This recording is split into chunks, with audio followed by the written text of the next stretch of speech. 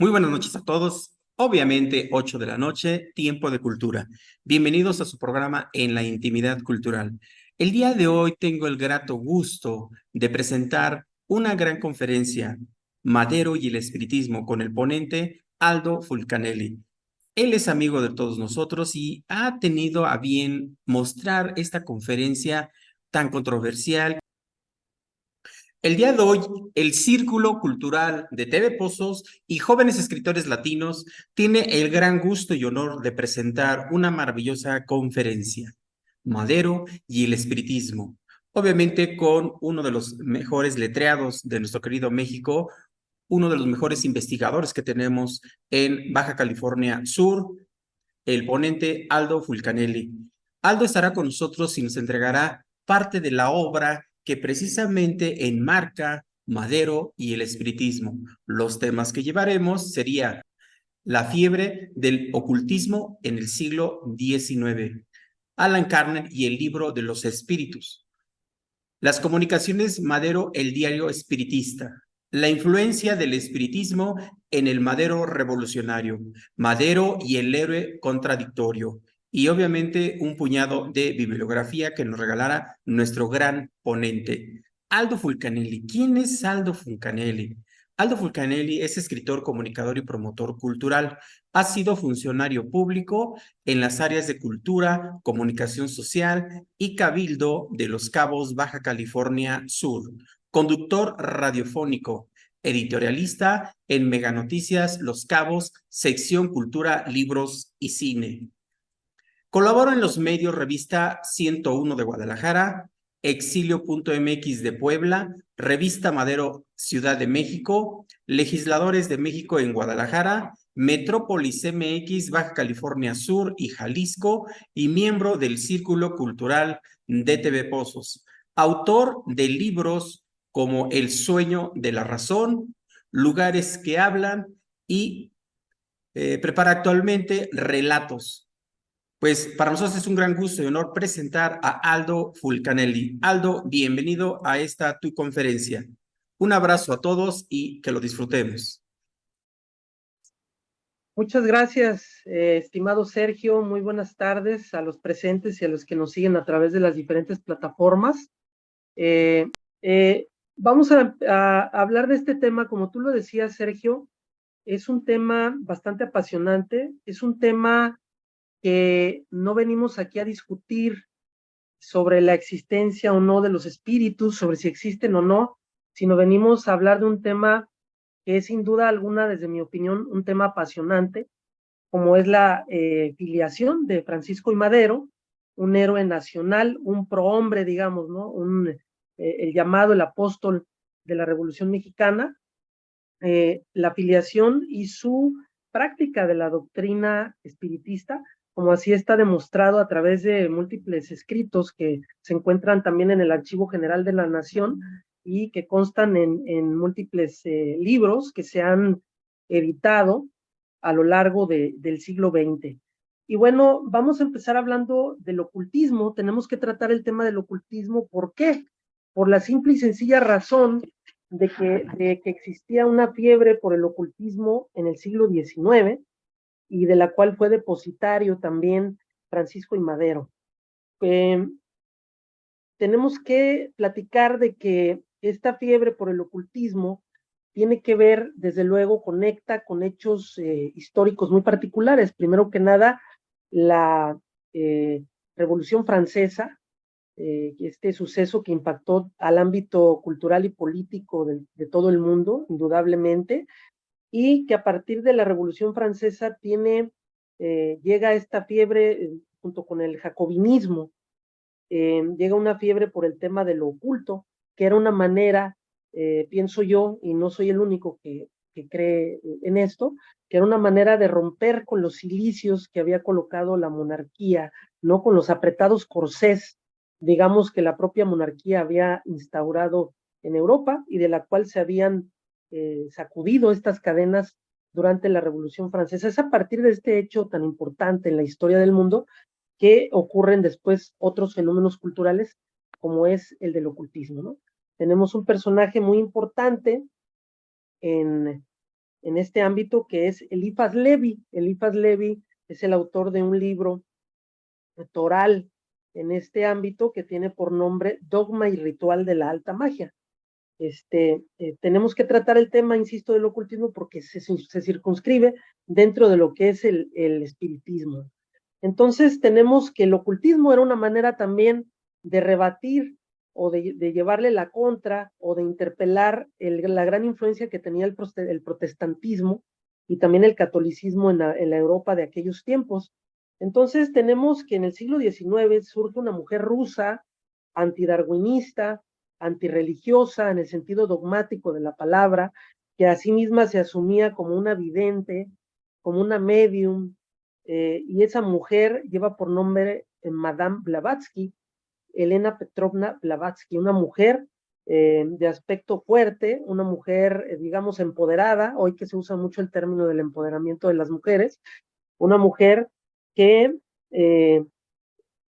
funda la Sociedad Teosófica en 1875, la cual se proponía difundir el saber oculto, creando un conglomerado de cultura ancestral y mística que conectaba directamente con el hinduismo, con el budismo y también con la sabiduría ancestral del Tíbet.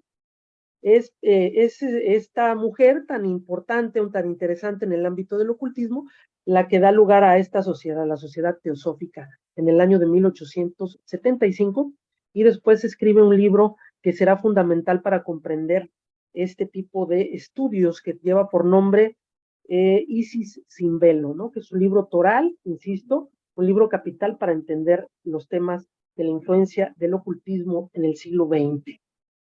Y es ella la que sienta las bases para la teosofía, para que pudiera hacerse esta doctrina del estudio el estudio de Dios, digamos, lo que viene a ser la teosofía, que, insisto, buscaba difundir el saber oculto y creían en un Dios universal, en un Dios para todos, más allá de las religiones, más allá de las doctrinas, más allá de los dogmas, un Dios misericordioso, un Dios poderoso, un Dios omnipresente, omnisciente, no muy diferente al de otras doctrinas, inclusive religiosas, pero sí amparado por el saber ancestral de estos conocimientos herméticos que yo antes mencioné.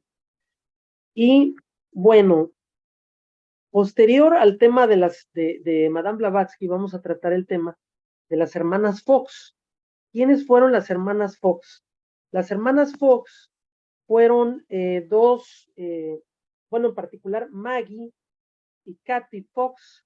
Maggie y Kathy Fox, en el año de 1848 en Hydesville, Nueva York, ellas dicen que escuchaban ruidos muy extraños. Estamos hablando, pues, del inicio del arranque de la época espiritista, y es necesario referir estos conocimientos para poder entender lo que sucedió con el tema de Madero, ¿no? Posteriormente. Entonces, ellas decían que en esta casa de Hydesville escuchaban sonidos, voces, ruidos, que se movían objetos y que ellas no podían explicarse de manera científica o de manera objetiva de dónde provenían todos estos extraños sonidos. Es a partir de esta época de las hermanas Fox en los Estados Unidos que empieza a ocurrir esta fiebre por efectuar sesiones espiritistas a lo largo y ancho de los Estados Unidos y de ahí también para el mundo. Y son las hermanas Fox las que adquieren celebridad internacional por ser ellas las que en su casa efectuaban estas sesiones alrededor de una mesa. Lo hemos visto en películas, lo hemos visto en fotografías de época, ¿no? Del siglo XIX, donde se reúnen todos alrededor de una mesa para discurrir y platicar con los espíritus, en este caso, y los medium. ¿Qué son los medium? Los medium son precisamente un vínculo, según el espiritismo, y para quienes quieran creer en esta situación, el medium es alguien que es un vínculo, como el nombre lo dice, un medio entre los espíritus y los vivos, y que utiliza a las personas para poderse comunicar, ¿no? Entonces, con los años, parece ser que las propias hermanos Fox reconocieron que algunos de los aspectos de lo que ellas habían afirmado como cierto se trataban de fraudes que en realidad no habían existido, ¿no? O sea, eran situaciones falsas que habían sido exageradas por los medios de comunicación de entonces, por los periódicos de entonces, y también por la cultura popular, por la cultura del rumor y del chisme, pues que siempre han existido, ¿no? Independientemente de esto, pues el caso de las hermanas Fox, cierto o falso, fraudulento o histórico, queda en la memoria cultural del mundo para poder conocer lo que ahí sucede. Me parece que la casa de las hermanas Fox en los Estados Unidos todavía hay una placa afuera de esa casa donde dice específicamente que en 1848 tuvieron lugar las experiencias de las hermanas Fox con los espíritus. Vamos ahora a platicar de Allan Kardec. ¿Quién fue Allan Kardec? Porque no es posible entender el tema del espiritismo si no entendemos antes, desde luego, quién fue Allan Kardec. Allan Kardec, pues fue un personaje muy importante que llevó por nombre, su verdadero nombre era Hippolyte Léon Denisard Rivel. Él nace en 1804 en Francia y él fue un educador, un traductor, un filósofo que, por cierto, también escribió libros muy interesantes y tratados de educación que nada tienen que ver con el ámbito ocultista. Esto me parece muy, muy extraordinario de decir, ¿no? Que este hombre ya tenía una trayectoria, ya era un educador muy connotado, ya era un traductor, ya era un filósofo, antes de incursionar en el tema del espiritismo. Entonces, es él el que luego cambia su nombre por el de Allan Kardec y funda la Sociedad Parisense de Estudios en Espiritismo o de Estudios Espíritas y también la Revista Espiritista o Revista Espírita. En 1857, Allan Kardec escribe su libro capital que lleva por nombre El Libro de los Espíritus, que en ediciones o las ediciones que yo he encontrado al respecto de este hombre tan interesante, hay unas ediciones que tienen hasta 500 páginas, que son ediciones, digamos, más contemporáneas, donde yo he encontrado que tienen hasta ese número de páginas y que está integrado por 1019 preguntas. También, bueno, este libro tiene por objeto que las personas entiendan lo que es el espiritismo, lo que es la doctrina espiritista. Es decir, él, en este caso, nos dice su visión de Dios, nos dice qué es para él el bien, qué es para él el mal. Es un libro muy interesante, diría yo, para entender este tema. Y quiero hacer una breve lectura de un fragmento del libro de los espíritus. Dice así, en los prolegómenos, dice así: fenómenos que escapan a las leyes de la ciencia común se manifiestan en todas partes y revelan en su causa la acción de una voluntad libre e inteligente. La razón afirma que un efecto inteligente debe tener por causa un poder inteligente, y los hechos han probado que ese poder puede entrar en comunicación con los hombres mediante signos materiales. Interrogado acerca de su naturaleza, dicho poder declaró pertenecer al mundo de los seres espirituales que se despojaron de la envoltura corporal del hombre. Así fue revelada la doctrina de los espíritus. Las comunicaciones entre el mundo espírita y el mundo corporal se encuentran en la naturaleza de las cosas y no constituyen ningún hecho sobrenatural, razón por la cual existen vestigios de ellas en la totalidad de los pueblos y en todas las épocas. Hoy se han generalizado y son patentes para todo el mundo. Los espíritus anuncian que han llegado los tiempos señalados por la providencia para una manifestación universal y que por ser ellos los ministros de Dios y los agentes de su voluntad, tienen la misión de instruir y esclarecer a los hombres, abriendo una nueva era de regeneración para la humanidad.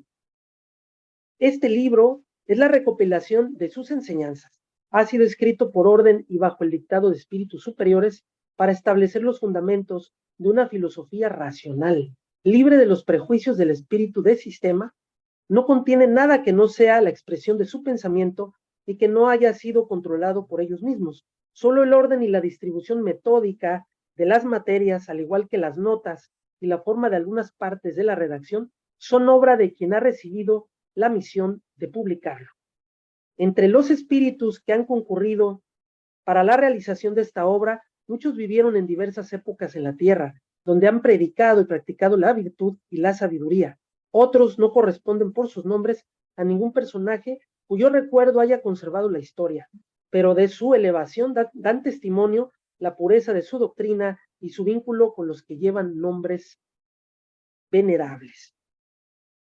Aquí está parte de los prolegómenos de este libro tan interesante que es el libro de los espíritus, que curiosamente es un libro y es una doctrina que nunca en ningún momento se encarga de hablar mal de ninguna religión ni de atacar a ninguna doctrina. Inclusive me parece, por el mismo Alan Kardec, que es que su doctrina del espiritismo tiene ciertas semejanzas con vaya, es amable, por así decirlo, con el evangelio, ¿no? Con el evangelio cristiano.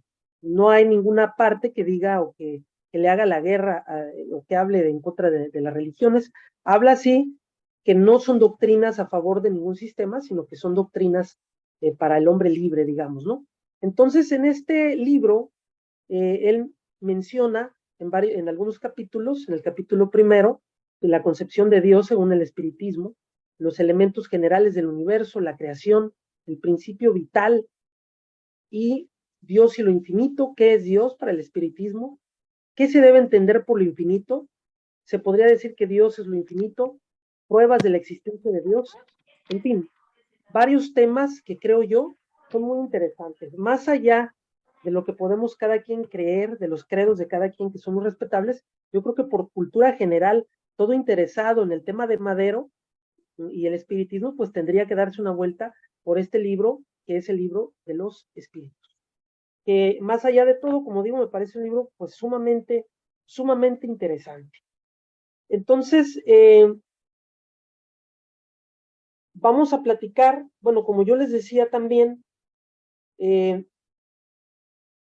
está el ocultismo que llega esta mujer, volvemos otra vez a Madame Blavatsky, ¿no? Porque más adelante les voy a comentar cómo también en ciertos libros se habla de que Madero tenía influencia de la teosofía de Madame Blavatsky, no únicamente estaba influenciado por el libro de los espíritus de Alan Kardec, sino también, insisto, por la teosofía de Blavatsky y por otros conocimientos herméticos del ocultismo de la época.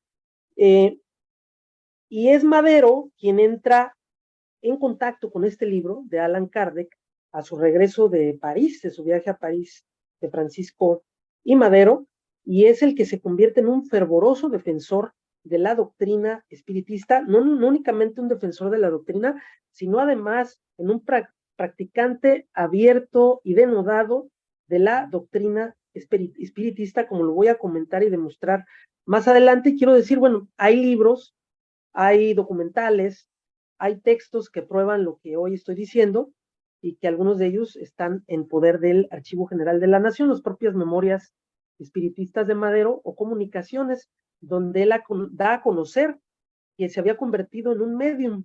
Esto es, que Francisco y Madero era una suerte de medium escribiente, es decir, que él, entrando en una especie de trance, se ponía en contacto en una especie de catarsis con los espíritus que le dictaban, que le hacían dictados respecto a sus doctrinas, o lo que ellos querían, el camino que ellos querían que Madero siguiera, y Madero lo llevaba al papel. Era un medium escribiente, porque hay diferentes tipos de medium según la doctrina espiritista, ¿no? Está el medium que entra en un trance, que empieza a hablar, o que a través de él se comunican, aparentemente. Siempre seremos la duda filosófica, siempre la promoveremos, ¿no? El escepticismo con el afán de entender, ¿no? De ir más allá. Nunca creeremos a pie juntillas lo que nadie nos dice, ¿no? Hay que investigar y hay que ir más allá de lo que nos dicen los libros. Pero en este caso, como yo les decía, no está en juego probar si los espíritus existían o no, sino el hecho histórico como tal, que es inobjetable, ¿no? Entonces, surgen las comunicaciones de Madero o los diarios espiritistas de Madero. ¿Qué son estos diarios espiritistas? Pues como lo he dicho antes, son las memorias donde Madero da a conocer cuál era la voluntad que los espíritus le decían a través del trance en el cual él entraba, y se ponía a escribir estos dictados que le hacían los espíritus, en particular los espíritus de Raúl y de José Ramiro, que eran dos espíritus que se comunicaban con él, y el espíritu de Raúl era de un hermano fallecido en circunstancias trágicas tiempo antes, y también los espíritus de José Ramiro. Entonces lo que hacía Madero es ponerse a escribir la voluntad y lo que ellos comentaban que Madero tenía que hacer. Y es así como estos diarios se convierten realmente en el primer ideario político de Francisco y Madero, ¿no? Es sorprendente darnos cuenta que no habría existido el Madero revolucionario de no ser por estos diarios espiritistas, porque Madero tenía la creencia férrea de que él era un instrumento de la providencia. Así lo quiero manejar, ¿no? Que él era un instrumento de la providencia que tenía que cumplir una misión muy alta, muy elevada, que tenía que ver con liberar al país de las cadenas que oprimían al país, en este caso durante el porfiriato, y que tenía que cumplir esa gran misión incluso más allá de su vida, de su propia vida, ¿no? Estamos viendo una imagen que dice Madero y el espiritismo. Esa imagen es de una revista de los años 70 que se llamó la revista Duda, que a lo mejor alguno de ustedes la llegó a conocer, esa revista. La revista Duda era editada por Guillermo Mendizábal Lizalde y de la editorial Posada. Esta editorial Posada, pues bueno, estamos hablando de la fiebre, de otra fiebre del ocultismo que fue en los años 70, después de la llegada de un libro también fundamental para entender el ocultismo, que tuvo un segundo aire en esa época y que se llamó El Retorno de los Brujos.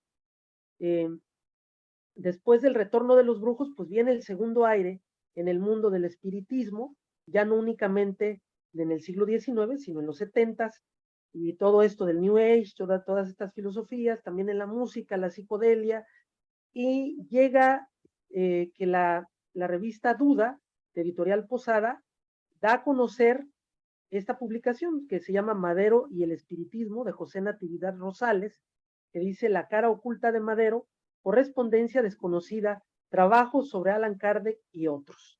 Entonces, bueno, mucho se habla de los libros que hoy existen sobre el espiritismo de Madero, sus diarios espiritistas, o las comunicaciones de Madero, como los quieran ustedes llamar, pero realmente me llama la atención que este libro se publicó mucho antes de los libros que hoy conocemos sobre Madero. Entonces, Madero escribe sus diarios espiritistas y sus comunicaciones. Las comunicaciones son, en el ámbito espiritista o del ocultismo, es donde los espíritus se comunican a través de los médiums escribientes y manifiestan su voluntad o sus comentarios en cuanto a diversos temas, ¿no? Entonces las comunicaciones las empieza a redactar Madero mucho antes de ser el Madero revolucionario que todos conocemos después, eh, mucho antes incluso de que se publicara la sucesión presidencial de 1910, mucho antes de que se fundara el partido antireeleccionista. Llegan esta redacción, Madero empieza a escribir lo que él dice que es la voluntad de los espíritus, que los espíritus le dictan en estado de trance. Entonces, estos dictados empiezan a ser escritos a partir de 1901 y de ahí en diferentes periodos, ¿no?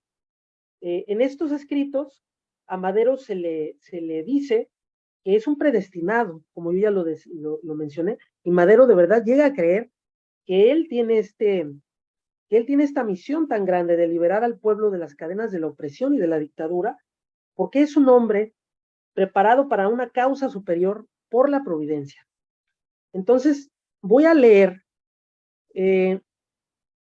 un fragmento, si ustedes me permiten, de las comunicaciones de Madero, que no es otra cosa que, según él, la voluntad de los espíritus que le dieron a conocer a través de estos textos que son de puño y letra del propio Francisco I. Madero y que yo escogí de 1907. Dice así: noviembre 6, 1907.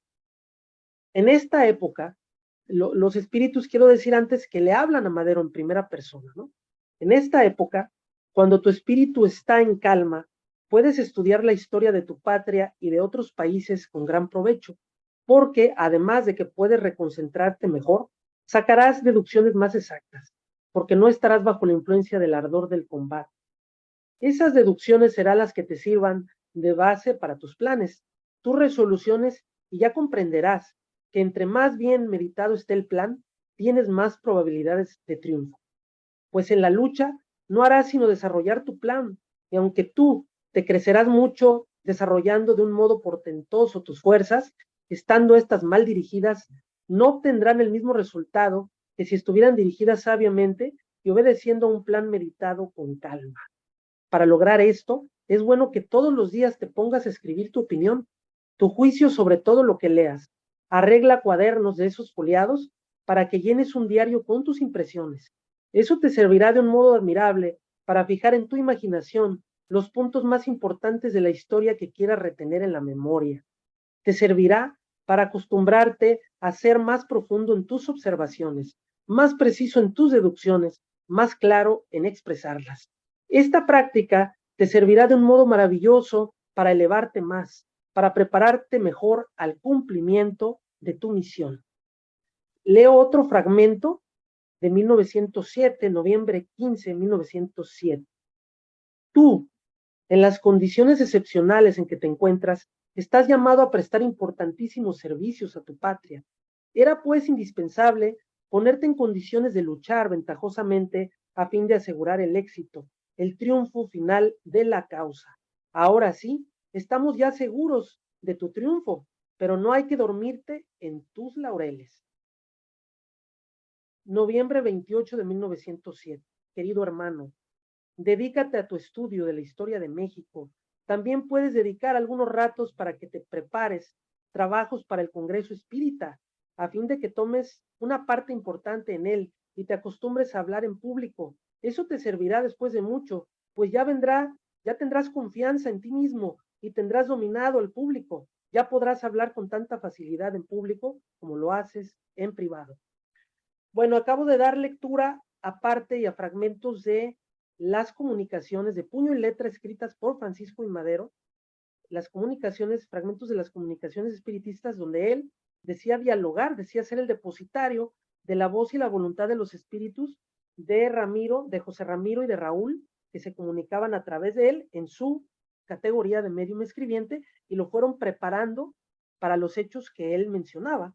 Estamos viendo que sorprendentemente esto es de 1907, pero hay algunos que son de 1901, y en él vamos viendo cómo va evolucionando ese Madero líder, que se va preparando, que va leyendo discursos, que va preparándose en cuanto al tema de la historia de México, que se vuelve un lector asiduo, y que en sus propias memorias el mismo Madero llegó a reconocer que fue el espiritismo lo que le dio la fuerza para él irse preparando para el liderazgo que después tendría que demostrar.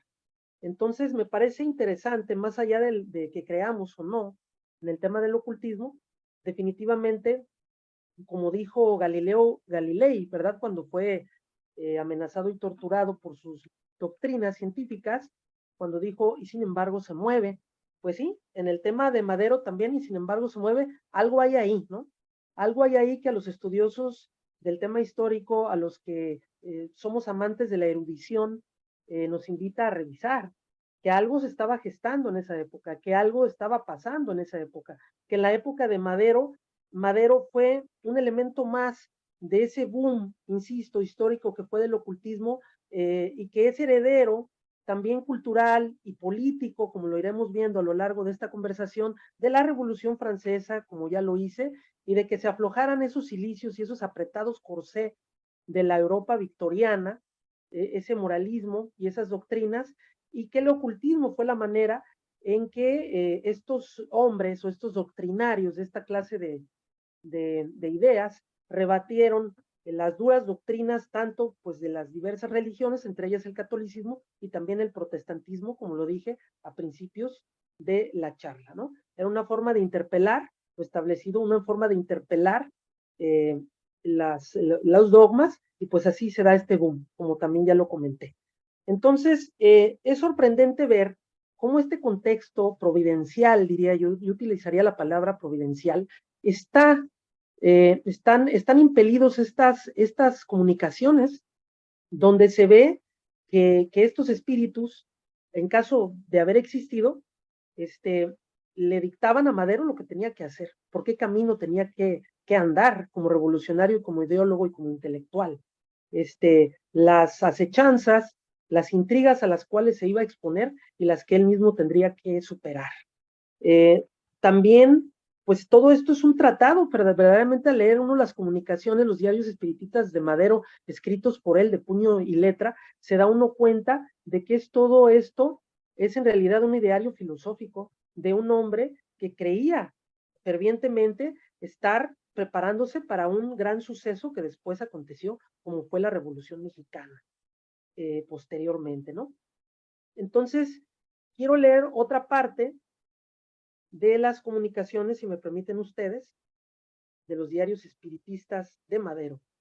Abril 8, 1908. Ya arrojaste la flecha. Loco serás si intentas detenerla. Lo único que te queda ahora es prepararte convenientemente para esperar las consecuencias. Lo que necesitas es armarte con todas las fuerzas, con toda la energía, para vencer en la lucha que ya has entablado y que de ningún modo podrás evitar. Ya sabes por dónde debes de principiar. Ya sabes que la conquista de la fuerza será la que te asegure el triunfo. Ya estás cerca de esa gran batalla. Si triunfas en ella, será la victoria de óptimos frutos, será el principio de una serie de triunfos y entonces sí, puedo asegurártelo enfáticamente, podrás estar seguro del triunfo definitivo, de la realización de todos tus ideales y seguramente cumplirás con la misión que te has impuesto y sobre la cual tenemos cifradas tantas esperanzas, la evolución de esta parte de la humanidad.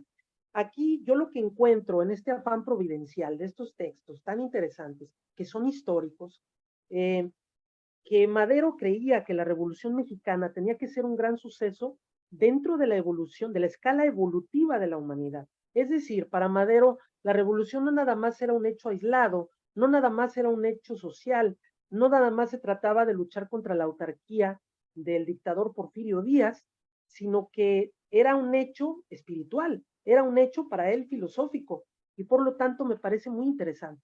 Y bueno, quienes amamos la historia y los libros sabemos que Madero no es el único personaje que se inclinó por esta clase de estudios. Hubo muchos, se habla de Alejandro Magno, se habla de Julio César, se habla de los grandes emperadores romanos y de los reyes de diferentes dinastías europeas que consultaban a los brujos, a los hechiceros, o los emperadores que consultaban a los oráculos.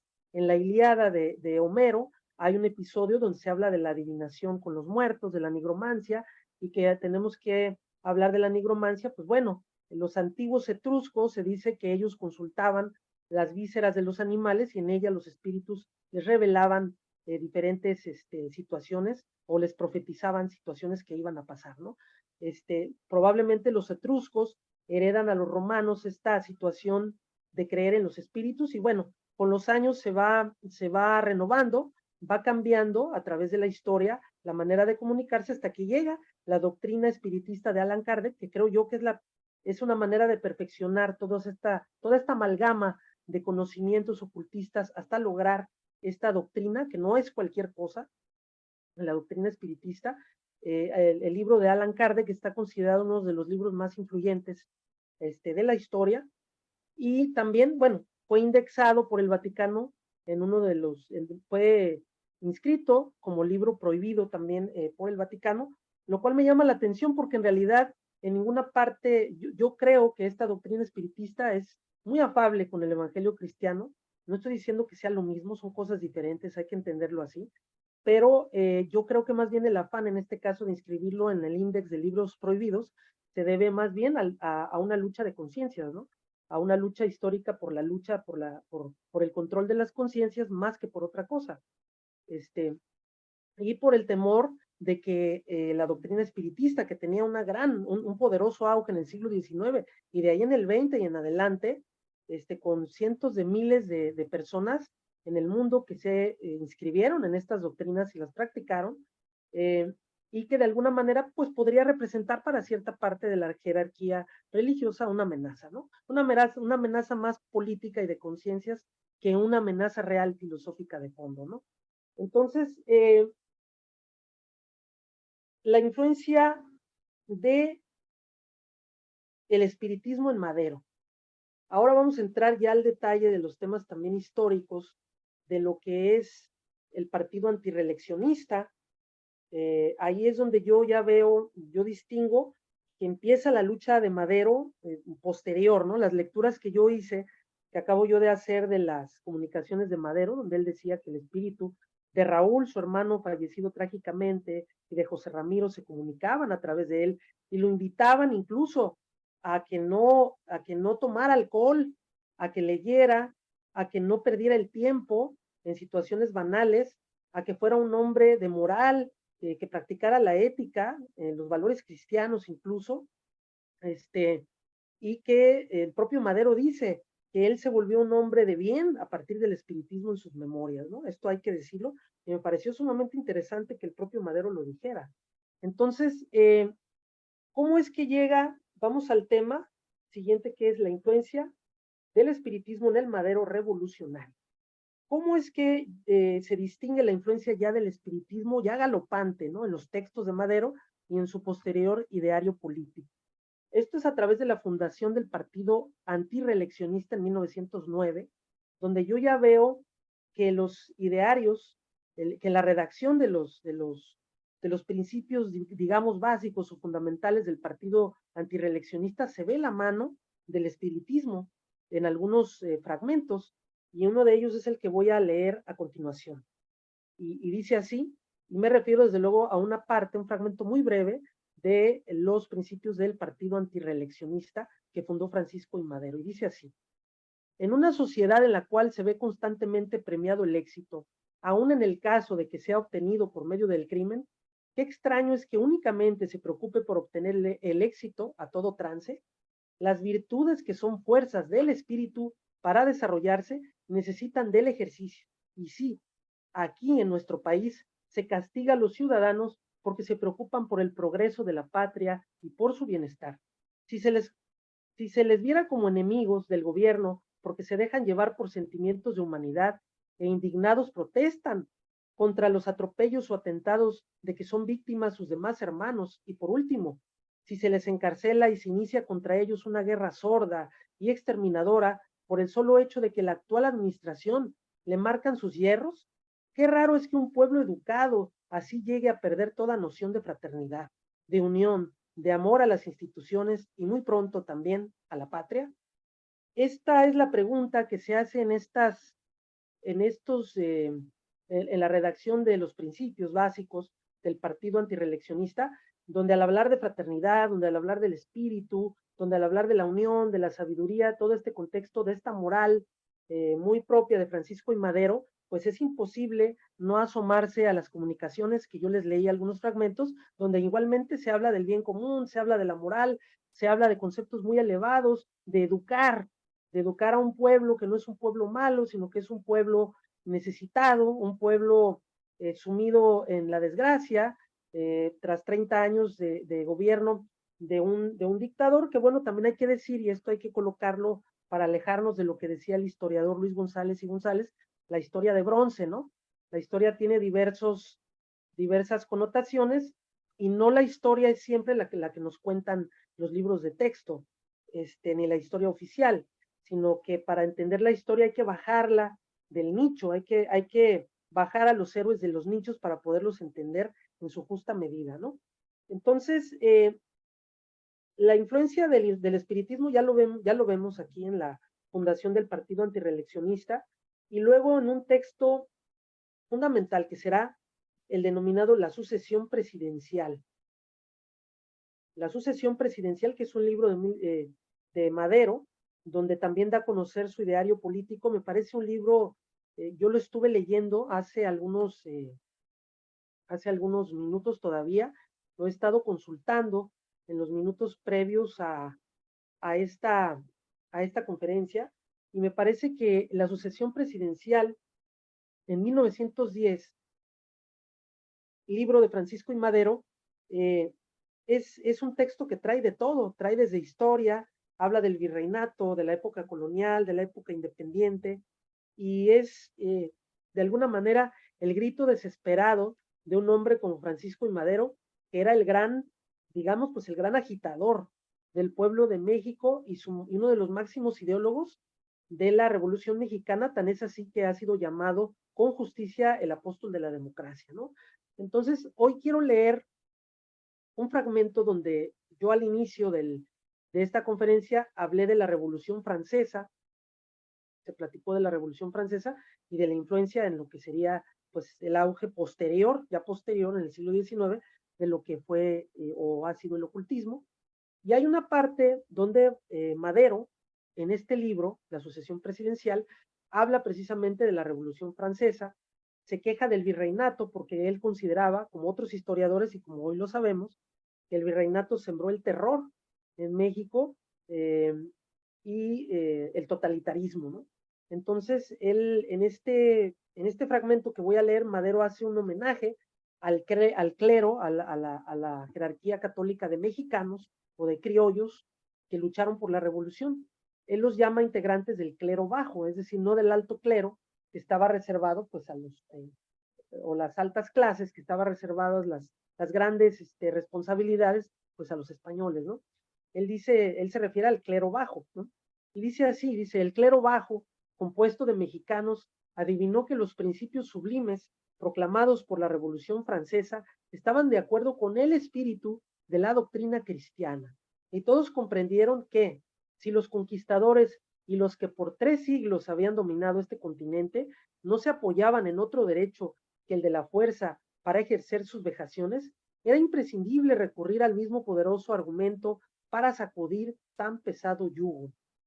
Por este motivo, vemos al bajo clero mexicano tomar una parte tan activa en nuestra guerra de independencia, en cuya empresa fue ayudado eficazmente por el amor y la confianza de las masas que ciegamente lo seguían, porque comprendieron que si esos hombres virtuosos habían cambiado la sotana por la espada, era para mejor defender sus derechos, castigar a sus amos insolentes y liberarlos de tan oprobiosa servidumbre. Entonces, en esta parte que acabo yo de leer de este libro, La sucesión presidencial de Madero, pues vemos que ahí menciona otra vez el tema tiene un contexto otra vez providencial, se habla de la virtud, se habla de la liberación a través de la espada, se habla del oprobio de la dictadura, se habla de la moral cristiana, ¿no? Porque Madero era un católico, desde luego, cristiano por ende, pero ante todo, pues un doctrinario y un seguidor de la doctrina espiritista, como él mismo lo reconoció y como lo hemos visto a través de la historia y de los propios textos que yo he leído. Entonces, hay un libro, quiero pasar a hablar de un libro que a mí me interesó mucho y que yo les recomiendo a ustedes. Lleva por nombre El espiritismo seduce a Francisco y Madero. Es un libro editado por Conaculta, por el Consejo Nacional para la Cultura y las Artes, en 2003, y cuya autora es Yolia Tortolero Cervantes. Este libro es básico para entender la manera en que Francisco y Madero se vinculó al espiritismo y cómo el espiritismo sirvió para que Madero se preparara, como ya lo dije, como el gran revolucionario que fue, el gran intelectual, ideólogo y hasta místico, diría yo, místico de la revolución, ¿no? Dice la escritora Yolia Tortolero Cervantes que el espiritismo llegó a Madero mucho antes que cualquier otra ideología. Madero ya era un espiritista en 1901, e incluso muy probablemente antes que escribir la sucesión presidencial, ¿no? Entonces, él dice que Madero era ya el convencido espiritista, el convencido doctrinario espiritista, el convencido practicante, medium espiritista escribiente, antes de cualquier hecho histórico, antes inclusive que la propia revolución ya en su aspecto toral, digamos, o climático de 1910. Entonces, yo recomiendo mucho este libro porque además la autora menciona cómo Madero eh, fue un partidario de la libertad de cultos. Él nunca censuró la libertad de cultos ni la libertad de credos en México, sino que él inclusive, según la propia autora, permitió que el Partido Católico de México se estableciera. Nunca los quiso censurar, ni mucho menos, pero también menciona que este partido, el Partido Católico, traicionó a Madero precisamente según la autora, por sus ideas espiritistas, porque Madero empieza a llevar el ideario del espiritismo, toda esta influencia, intenta llevarlo pues a la realidad, ¿no? A la realidad de un México revolucionario que venía de las guerras intestinas, de las guerras internas, de las guerras civiles, de todo esto, y es ahí donde estas ideas que para muchos parecían extrañas o extravagantes, como el hecho de que un hombre cerrara los ojos, que se dejara ir por un trance o por una catarsis y dijera que los espíritus guiaban sus pasos, ¿no? Esto desde luego que siempre sonará muy extraño, tanto antes como hoy día, ¿no? Entonces, según la escritora Tortolero, Madero hizo lo posible porque los que practicaban el espiritismo como él aumentaran su esfera de influencia dentro del gobierno, ¿no? Aún apoyando, financiando reuniones espiritistas y publicaciones. Y fue esto lo que provoca que el Partido Católico, al cual Madero también respaldó, según esta escritora, se divorciara al final de las ideologías de Madero por no considerarlo acorde con la doctrina o con los dogmas católicos, y es ahí cuando rompe con Madero y apoya a Victoriano Huerta en el golpe de Estado y en su gobierno dictatorial. Entonces, yo insisto en que ustedes lean el libro de esta escritora tan interesante como es Yolia Tortolero Cervantes. Hay varios libros sobre Madero, los que ya conocemos sobre historia. Está de la múltiple utilización de la historia, de Luis González y González. Hay otros libros, hay un libro de Stanley Ross, que es Francisco y Madero, apóstol de la democracia mexicana, Madero y la Revolución Mexicana. También es un libro muy interesante. Está el libro de Enrique Krause, que es Místico de la Libertad, Francisco y Madero, y están otros libros que al final también voy a recomendar. Y bueno, también Madero, hay que decir, no es el único personaje de la historia de México que consulta a los espíritus o que es atrapado por esta fiebre del espiritismo en el siglo XX, sino que hay otros, como el propio Plutarco Elías Calles, como también lo menciona el escritor Ignacio Solares en su libro denominado El Jefe Máximo, ¿no? En este libro, Ignacio Solares, pues nos da a conocer que además es un extraordinario escritor, nos da a conocer las prácticas espiritistas de Plutarco Elías Calles. Quiere decir que Francisco y Madero no fue el único, fueron muchos los personajes que estaban metidos en todas estas prácticas, ¿no? Y desde luego hay un libro que después publicó José Gil Olmos, que me parece que se llama Los Brujos del Poder. En Los Brujos del Poder se menciona cómo muchos políticos de México ya en el siglo XX han participado en reuniones desde santería, desde brujería, desde hechicería, a muchísimas prácticas para poderse perpetuar o sostener en el poder, ¿no? Pues son libros interesantes, más allá de si creemos o no en estas situaciones esotéricas ocultistas, pues con el afán de la cultura yo creo que es válido conocer de todo, ¿no? Entonces, vamos a la parte final de la conferencia, que es, bueno, antes de cerrar me gustaría comentar que respecto a la Revolución Francesa, cuando rueda la cabeza de Luis XVI durante la Revolución Francesa, pues parecía haberse cumplido el vaticinio de Jacques de Molay, ¿no? ¿Quién fue Jacques de Molay? Jacques de Molay fue uno de el gran maestre de la Orden Templaria. ¿Cuál fue la Orden Templaria? Pues bueno, la Orden Templaria es como se le conoce a una orden que yo creo que ustedes han oído nombrar, porque pues está en los libros, está hasta en las películas, ¿no? Los templarios pues eran defensores, eran caballeros, se puede decir una cofradía caballeresca, que tenía por objeto durante las cruzadas defender Tierra Santa. Entonces, Jacques de Molay fue considerado el último gran maestre o líder o cabeza de los templarios en Europa, que fue ejecutado por orden del rey Felipe IV de Francia, o Felipe el Hermoso, también conocido como Felipe el Hermoso.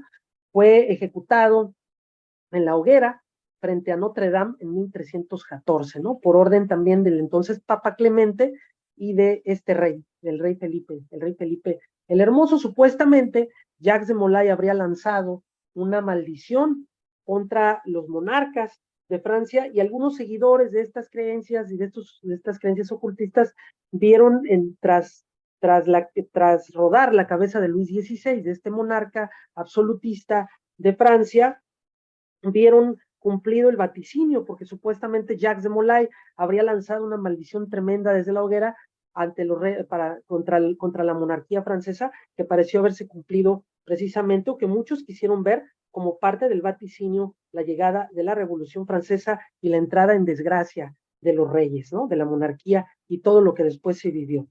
Y bueno, volviendo al tema de Madero, vemos aquí unas caricaturas precisamente que están apareciendo en pantalla. Vemos una caricatura que lleva por nombre Juego Político,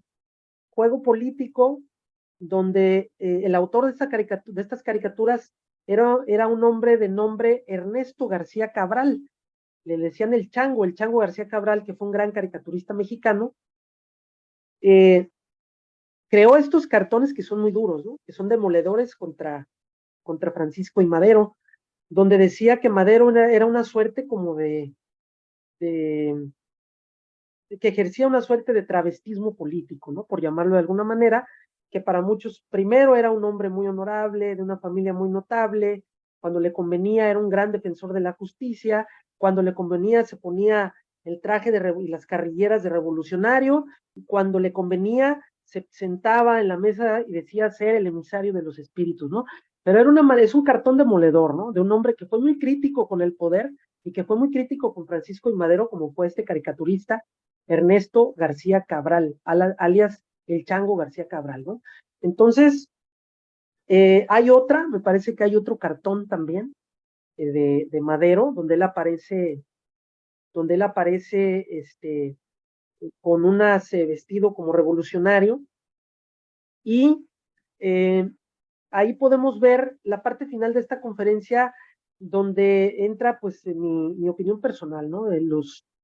Madero, un hombre de muchos contrastes, ¿no? De muchas contradicciones, un hombre que decía que él lo dice en sus propios textos, ¿no? Tanto en sus comunicaciones como en sus idearios políticos, como en la sucesión presidencial. Él habla de haber sido un hombre que pertenecía indudablemente a una clase muy alta, donde su familia pues no tenía conflictos con el entonces dictador Porfirio Díaz, donde a él le hubiera sido muy bien permanecer en su estado, digamos, en su zona de confort, pero que él, al entrar en contacto con los espíritus, decide convertirse en un revolucionario, decide convertirse en un intelectual, decide convertirse en el gran ideólogo o apóstol de la Revolución Mexicana por consejo de los espíritus, ¿no? Esto es lo que el propio Madero decía en sus memorias, ¿no?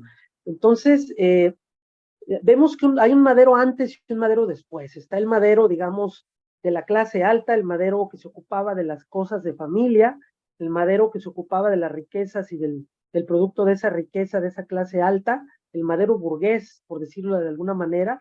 Luego llega el Madero ideólogo, el Madero perseguido por la dictadura de Porfirio Díaz, y ese mismo Madero, detrás de esos mismos facetas de Francisco y Madero, distinguimos siempre al Madero espiritista, ¿no? El Madero que nunca deja de comunicarse con los espíritus, el Madero que siempre habla de que el país debe de vivir un gran cambio para que en las pocas manos donde se encuentra la riqueza, donde la política y los políticos se convirtieron en gobiernistas, en funcionarios administrativos y no en verdaderos promotores de la causa libertaria ni de la causa moral del pueblo, para la victoria ética y moral del pueblo de México, y es ese Madero el que rompe las cadenas, ¿no? Pero ese Madero no es otro que el Madero espiritista, ¿no? Haciéndole honor a la historia, y haciéndole honor a la razón, ¿no? Entonces, es imposible separar a ese Madero espiritista de los otros Maderos. Más bien, los otros rostros o facetas de Francisco y Madero proceden todas del Madero espiritista, ¿no? Esto es conveniente entenderlo y saberlo también con afanes históricos y por cultura. Entonces, vemos estas caricaturas muy duras, donde en una de ellas, precisamente lo que el texto de García Cabral contra Madero es que en una aparece Madero vestido de revolucionario y en otra aparece con los pantalones a media, prácticamente a media rodilla, ¿no? Entonces en uno dice el texto como esperábamos verlo, y en otra dice como en realidad lo vimos, ¿no? Una manera como de burlarse, de satirizar la conducta de Francisco y Madero, ¿no? Que por muchos ya lo veían en aquellos tiempos como una suerte de un hombre loco con afanes mesiánicos, ¿no? Para muchos, para sus detractores, especialmente para sus detractores políticos y también para la prensa establecida o la prensa gobiernista en esa época que lo atacaba duramente precisamente lo que ellos consideraban que eran sus ideas extravagantes, ¿no? Como esto de la práctica del espiritismo. Y pues bueno,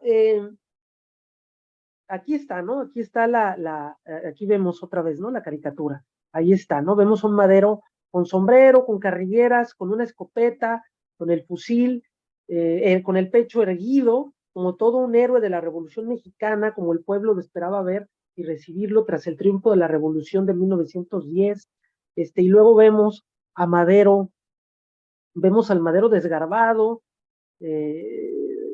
muy avejentado, calvo, enflaquecido, tembloroso, con bastón en la mano, un Madero muy desgastado por toda la suerte de cosas que habían acontecido, ¿no? Por la persecución política, por todo esto, pero el afán de la caricatura de Ernesto García Cabral, pues era satirizar y burlarse de la imagen de Francisco y Madero, que creo que lo logró muy bien, ¿no? Entonces, yo quisiera cerrar esta conferencia leyendo un fragmento más de las comunicaciones de Madero, ¿no? Y dice así, 1908, noviembre, nuevamente los espíritus, o lo que Madero distingue como los espíritus, le hablan en primera persona. Querido hermano, nuestros esfuerzos están dando resultados admirables. En toda la República y en todas partes se nota cierto fermento, cierta ansiedad que tu libro va a calmar, a asentar, y que tus esfuerzos posteriores van a encauzar definitivamente. Cada día vemos claro el brillante triunfo que va a coronar tus esfuerzos. Ahora sí podemos asegurarte, sin temor de incurrir en un error, que el triunfo de ustedes es seguro en la primera campaña. El general está cometiendo torpeza sobre torpeza, y es que está poderosamente sugestionado por nosotros. Queremos que no vaya a ser un obstáculo para el restablecimiento de la libertad en México. Ahora podemos ejercer grandísima influencia sobre él, porque ya no tiene el vigor de antes y su energía ha decaído considerablemente. A la vez que las poderosas pasiones que lo movían han amortiguado con los años, ni los que lo rodean sienten el apego a su persona que sentían hace algunos años, pues con tanto tiempo de poder absoluto se ha hecho cada día más déspota con los que lo rodean, que le sirven por miedo, por interés, pero no por amor. Y bueno, para muchos Madero pues fue un hombre que no escuchó que tuvo grandes errores políticos, que tuvo grandes desaciertos en la recta final antes de ese funesto golpe militar en la decena trágica, que no escuchó las advertencias de su hermano, Gustavo Madero, cuando le dijo que debía de cuidarse de un general traicionero y alcohólico como era Victoriano Huerta, que no escuchó las voces de la conjura que se gestaban a su alrededor, a pesar de haber sido él el titular del Poder Ejecutivo y el depositario de las esperanzas en esa revolución que él mismo ayudó a gestar. Y para muchos críticos de Madero, pues se equivocó al no ver lo que pasaba, pero muy probablemente pues ese Madero estaba en realidad pues escuchando la voz de los espíritus que le seguían diciendo que él era un predestinado, que él era un prohombre, que él era un hombre destinado a grandes cosas y que sin duda ese gran destino le reservaba inclusive su gran sacrificio, el sacrificio de su propia vida, hasta donde Madero llegó, y como fue su causa final, su trágico final que ya todos conocemos tras el golpe militar de la Decena Trágica, ¿no? Donde falleció asesinado vilmente junto al vicepresidente Pino Suárez, ¿no? Entonces, quiero recomendar finalmente quiero recomendar los libros que son eh, los que yo he leído. Sobre Madero he leído varios, pero los que tratan el tema de Madero y el espiritismo en particular, que son precisamente el libro que yo había mencionado de Yolia Tortolero, que lleva por nombre El espiritismo seduce a Francisco y Madero. El espiritismo seduce a Francisco y Madero. Y el siguiente es otro libro también muy recomendable que lleva por nombre Madero el Otro, de Ignacio Solares. Estos son los dos libros que yo recomendaría para que ustedes puedan entender,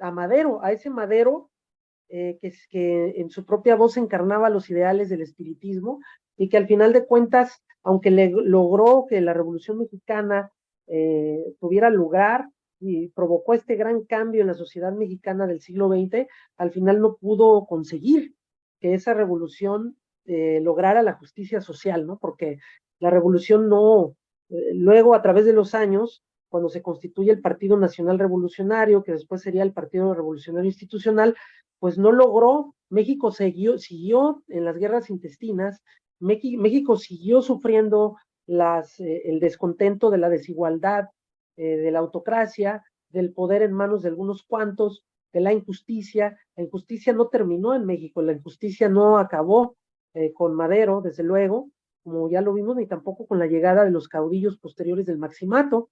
Sí hubo una gran revolución cultural en el país a partir del nacionalismo revolucionario, eso hay que decirlo, de personajes como Vasconcelos y otros personajes como Martín Luis Guzmán, como grandes hombres, como Jaime Torres Bodet, herederos de ese nacionalismo revolucionario en los libros, en las letras, en la cultura, ¿no? En la educación, pero ese México de la justicia social, debemos de pensar que ese México pues no ha llegado, no está ahí todavía, y haciéndole honor al ideario de Madero y lo que él mismo decía en sus memorias, pues ese México, creo yo, como una reflexión final, yo diría que ese México no puede venir del poder.